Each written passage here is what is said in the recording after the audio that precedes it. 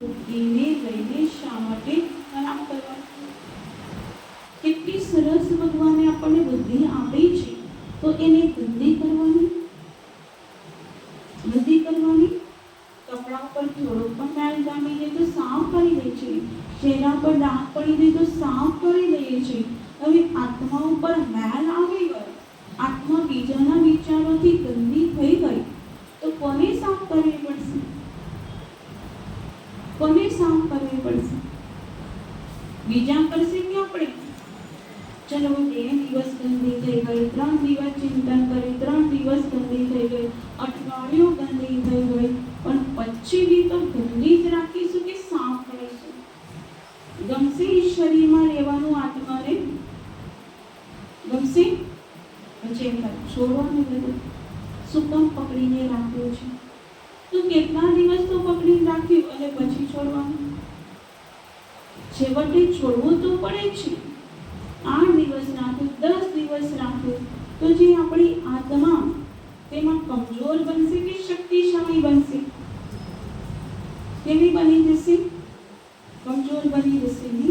તે સમય દર્પણમાં ચહેરો જોવા માટે જઈશો તો કેવો લાગશે? સારો લાગશે કે ખરાબ? તો પોતાનો ચહેરો બગડેલો દર્પણમાં જુઓ, પોતાને ગમશે નહીં? કોઈ માનશે કે મારા કુળદેવી છે કે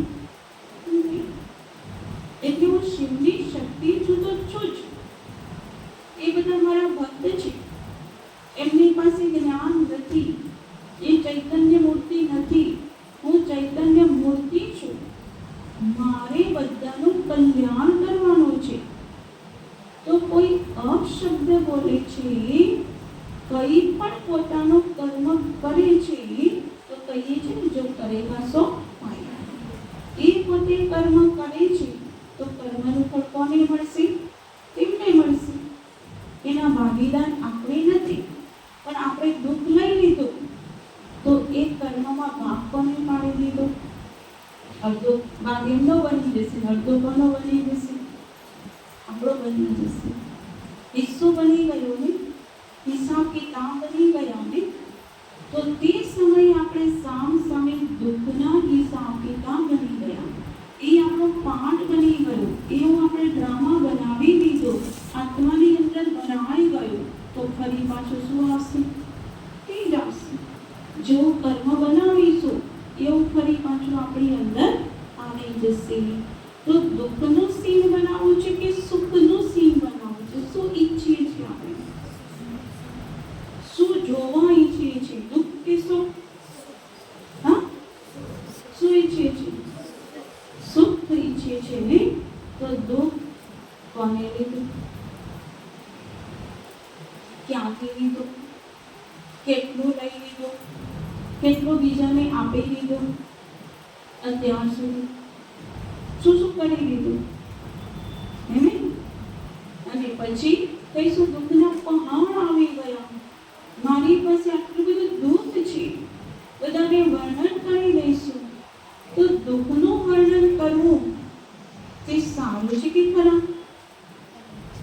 સારું છે? સારું છે.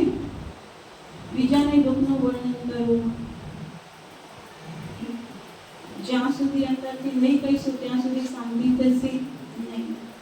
માની લો સારું સાંભળ્યું છે તો બીજાને એટલું જલ્દી નહીં કહી શકીએ આપણે, પણ દુઃખ પછી કોઈને આપણને કંઈ કહી દીધું ને બોલી ગયા તો વર્ણન કરીશું કે નહીં કરીશું? મનમાં શું થશે?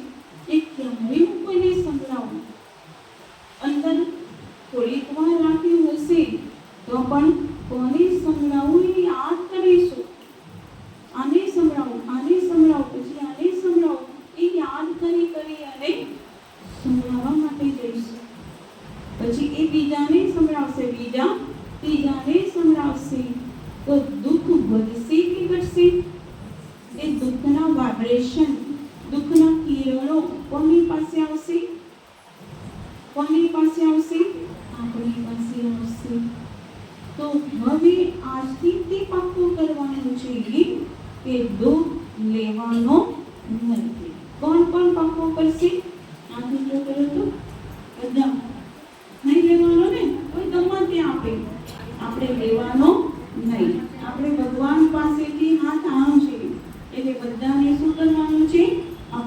છે એને પછી બીજું કે જ્યારે દુઃખ નથી જ લેવું તેના માટે આપણે શું યાદ રાખવાનું છે કે દુઃખ નથી લેવું તો તેના માટે સામે જશું તે યાદ રાખવાનું છે કે એક સરસ પોઈન્ટ છે અગર એક જ પોઈન્ટ આપ પાકી કરી દેશો ને તો જીવનમાં ક્યારે પણ દુઃખ આવી શકશે એ એક શબ્દ કયો છે કે દરેક આત્મા પ્રત્યે શુભ ભાવના શુભ કામના રાખવી શું યાદ રાખવાનું છે દરેક આત્મા પ્રત્યે શુભ ભાવ શુભ કામના એટલે આપણો અંદરનો જે ભાવ છે એ તો ખ્યાલ આવે ને કે આ વ્યક્તિનો ભાવ સારો નથી આ વ્યક્તિનો ભાવ સારો છે આમના ઘરે ગયા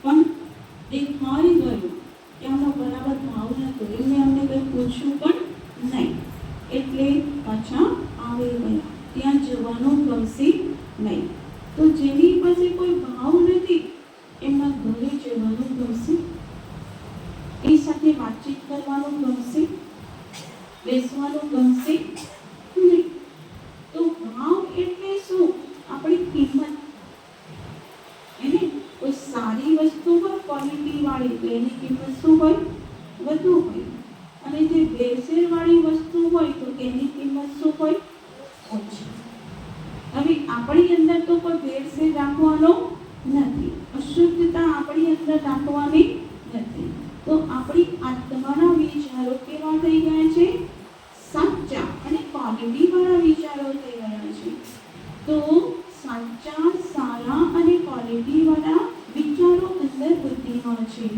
તો દરેક આત્મા પોતપોતાની જગ્યાએ જે બી કર્મ કરે છે તે એના માટે રાઈટ છે બરાબર જે બી કર્મ કરે છે એના માટે રાઈટ હે ને તો આપણે આપણા માટે રાઈટ શું કે મારે શુભ ભાવના શુભ કામના રાખવાની છે એ આપણા માટે રાઈટ તો જે અંદરનો આપણો ભાવ શુભ ભાવ છે સારો ભાવ છે એટલે સારા જ વિચારો તો એ સારા વિચારોનો જે આત્માનો પ્રકાશ છે ચોખ્ખો પ્રકાશ છે કે જે લાઈટ છે એની સામે કંઈ જ ના હોય તેનો પાવર દૂર જશે પણ સામે કંઈ આવી જાય તો પાવર અટવાઈ જશે સૂર્યની આગળ વાદળ આવી જાય તો એનો પ્રકાશ ઓછો થશે એવી જ રીતે આપણી આત્માની સામે અશુભ ભાવ આવી જાય તો આપણો પાવર શું થઈ જાય ઓછો થઈ જાય એટલે આપણી આત્માનો જે પ્રકાશ છે કે નથી આપણી પાસે પ્રકાશ છે ને અહીંયા બેઠા બેઠા ઘર જોવું હોય તો દેખાય કે નહીં દેખાય ને તો કેટલો પાવર છે એક સેકન્ડમાં ઘરે જવું હોય તો જઈ શકીએ એક જીવી જેવી વસ્તુ જોવી હશે ચોરી જેવી વસ્તુ તો આત્મા જોઈ શકે કે નહીં જોઈ શકે છે ને તો સ્થૂળ આંખોને ચશ્મા આવી શકે છે પણ જે આત્માનું ત્રીજું નેત્ર છે એને ક્યારે ચશ્મા આવશે એ ક્યારે અંત થઈ જશે નહીં થાય ક્યારે નહીં થાય કેમ સંસારમાં ક્યારેક કંઈક આવી જાય દુઃખ પરિસ્થિતિ બીમારી અશાંતિ આ બધું આવી જાય કંઈક ઠોકર વાગી જાય ત્યારે પડી નથી જતા પડી જઈએ છીએ કે નથી પડી જતા પડી જઈએ છીએ મને શું છે આપણો પ્રકાશ શું થઈ ગયો આત્માનો ઓછો થઈ ગયો આત્માના પ્રકાશની આગળ શું આવી ગયું માયાના વાદળ આવી ગયા માયા આવી ગઈ તો એ માયાના વાદળો આવી ગયા અશાંતિ દુઃખ આ તે બધું તો પછી પાવર ઓછો થઈ ગયો આપણો નુકસાન કોને ગયું આપણને તો એ દૂર દૂર આપણો પ્રકાશ જઈ રહી શકે એટલે જ્યારે શુભ ભાવના શુભ કામના છે ને તો આપણો પ્રકાશ વધતો જશે દૂર તો દૂર દૂર આપણો જે પ્રકાશ જતો રહેશે તો આગળ શું થવાનું છે, શું નહીં થાય એ બધું આપણને ખબર પડી જશે. પછી જ્યાં પણ આપણે જઈશું ને તો આપણા કામ બધા થઈ જશે, કેમ કે આપણો ભાવ કેવો છે, સારો છે. એટલે બધા જ કામ આપણા પણ થઈ જશે, કોઈ કામ આપણું અટકશે નહીં, કેમ કે આપણે કોણ છે, દૈવી શક્તિ છે. એટલે આપણે બીજાનું કલ્યાણ કરવા માટે ગયા છીએ, આપણો ભાવ સારો જ છે. તો આગળ જ્યાં આપણે જઈશું, ક્યાંય પણ જઈશું તો બધે આપણું શું થઈ જશે, કલ્યાણ કલ્યાણ કલ્યાણ થઈ જશે. એટલે અંદરનો જે આપણો ભાવ છે એ શુભ ભાવ પોતાનો અને બીજી આત્માઓ પ્રતિ શુભ કામના, એ બધા જ આત્માઓ પોતાના પ્રમાણે સારા છે, કોઈ ખરાબ નથી. તો બધાના પ્રતિ આપણા સારા સારા સારા જ વિચારો ચાલશે તો તેમાં પણ ફાયદો પણ છે. આપણે ફાયદામાં જવું છે કે નુકસાનમાં? તો બીજાની અંદર આપણે સારું જ જોઈશું કે ભગવાને બધાને કોઈક ને કોઈક સારા ગુણ, સારી વિશેષતા, સારું કર્મ એ બધાને જ આપ્યું હશે. તો આપણે બધાની અંદર સારું જોઈશું તો આપણને શું મળશે, શું મળશે? અંદર સારા જ વિચારો ચાલશે. એટલે બધાની અંદર, આત્માની અંદર આપણે શું વિચારવાનું, એ બધા કેવા છે, સારા છે. એ આત્માનું પણ કલ્યાણ થશે. ભગવાન એ આત્માને પણ સુખ આપે, ભગવાન એ આત્માને પણ વિચારો સારા કરવાની શક્તિ આપે. એટલે એને આપણે દાન કરીએ છીએ. આપણી અંદર સારો ભાવ, સારું જ્ઞાન એ ધન છે, એનું આપણે દાન કરીશું તો એની પાસે વિચારો જશે તો એના વિચારો આપણા પ્રતિ કેવા ચાલશે, આપણે અશુભ વિચારો તેને પહોંચાડ્યા, એનું તો આમ થઈ જાય, આ તો સુધરતા જ નથી, અને આવું કર્યું છે તો આમ જ થઈ જશે, ભગવાન આનું આમ કરી દે, તો અશુભ વિચારો પહોંચાડ્યા, અશુભ કામના પહોંચાડી, તો એના વિચારો, એનો ભાવ કોની પાસે આવશે, આપણી પાસે ખરાબ ભાવ અંદર આવી જશે તો આપણી કિંમત શું થઈ જશે, ઓછી થઈ જશે. એટલે આપણી કિંમત ઘટાડવાની નથી, આપણો ભાવ શું કરવાનો છે, દિવસે દિવસે દિવસે વધતું જવું જોઈએ, ઓછો થવો જોઈએ નહીં. એટલે હંમેશા અંદરનો આપણો જે ભાવ છે શુભ ભાવ, હવે શુભ લાભ, તો આપણો શું કામ છે, લાભ પણ થશે, લાભ પણ થશે, આપણને થશે.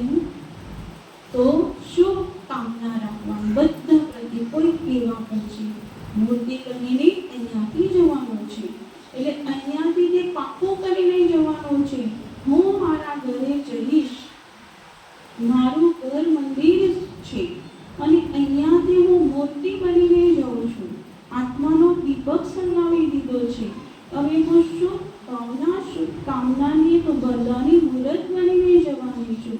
તો ઘરે જઈશ ત્યારે હું એક ચૈતન્ય શિવ શક્તિ બનીને જઈશ. મારા ઘરમાં જે બી છે આત્માઓ, એ બધાનું જ મારે કલ્યાણ કરવાનું છે, એ બધાની મારે મનોકામના પૂર્ણ કરવાની છે, એ બધી આત્માઓનો મારો ઉદ્ધાર કરવાનો છે. તો બનીશું હા યા ના? વરદાની ચૈતન્ય મૂર્તિ બનીશું હા યા ના? હા. ચલો એક ગીત વાગશે, એક જ પેરેગ્રાફ, એ ગીત વાગશે, ગીત સાંભળતા જવાનું અને આપણે વરદાની સ્વરૂપમાં સ્થિર થવાનું છે. બહુ જ ફાઇન ગીત વાગશે, એને પાક્કો કરવાનો મનમાં અને પછી તેનું ચિંતન કરવાનું ઘરે જઈને, અને તે ચિંતનથી જે આત્માઓ છે તે આત્માઓને આપણે શું કરવાનું છે, વરદાન આપવાનું છે. તો એક 2 મિનિટ માટે